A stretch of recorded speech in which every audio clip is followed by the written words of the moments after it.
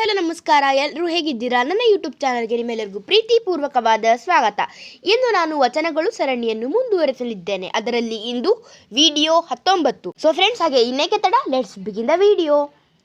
ಗೀತವ ಹಾಡಿದರೇನು, ಶಾಸ್ತ್ರ ಪುರಾಣ ಕೇಳಿದರೇನು, ವೇದ ವೇದಾಂತವನ್ನೋದಿದರೇನು, ಮನವೊಲಿಯದು ಲಿಂಗ ಜಂಗಮ ಪೂಜಿಸಲರಿಯದವರು, ಎಲ್ಲ ಬಲ್ಲ ಅನುಭವಿಯಾದೊಡೆ ಏನು, ಭಕ್ತಿ ಇಲ್ಲದವರನ್ನೆಲ್ಲ ಕೂಡಲ ಸಂಗಮ ದೇವ.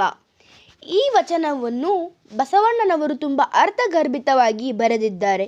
ಈ ವಚನದಲ್ಲಿ ಅವರು ಕೇವಲ ಅಗಾಧವಾದ ಅಧ್ಯಯನದಿಂದ ಪ್ರಯೋಜನವಿಲ್ಲ, ಅವು ಭಕ್ತಿಗೆ ಪೂರಕವಾಗಿರಬೇಕು. ಗೀತೆಯನ್ನು ಹಾಡಿದರೆ, ಶಾಸ್ತ್ರಗಳನ್ನು ಚರ್ಚಿಸಿದರೆ, ಪುರಾಣ ಕೇಳಿದರೆ ಮತ್ತು ವೇದ ಕಲಿತರೆ, ವೇದಾಂಗಗಳನ್ನು ಅಭ್ಯಾಸ ಮಾಡಿದರೆ ಫಲ ಸಿಗುವುದಿಲ್ಲ ಎಂದು ಹೇಳಿದ್ದಾರೆ.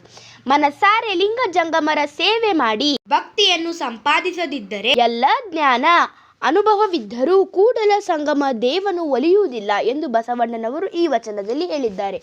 ಸೊ ಫ್ರೆಂಡ್ಸ್, ಈ ವಿಡಿಯೋ ಹೇಗಿತ್ತು? ಈ ವಿಡಿಯೋ ಬಗ್ಗೆ ನಿಮ್ಮ ಅಭಿಪ್ರಾಯವನ್ನು ಕೆಳಗೆ ಕಮೆಂಟ್ ಬಾಕ್ಸ್ನಲ್ಲಿ ತಿಳಿಸಿ. ಸೊ ಫ್ರೆಂಡ್ಸ್, ಮುಂದಿನ ವಿಡಿಯೋದಲ್ಲಿ ಭೇಟಿಯಾಗೋಣ. ಧನ್ಯವಾದಗಳು.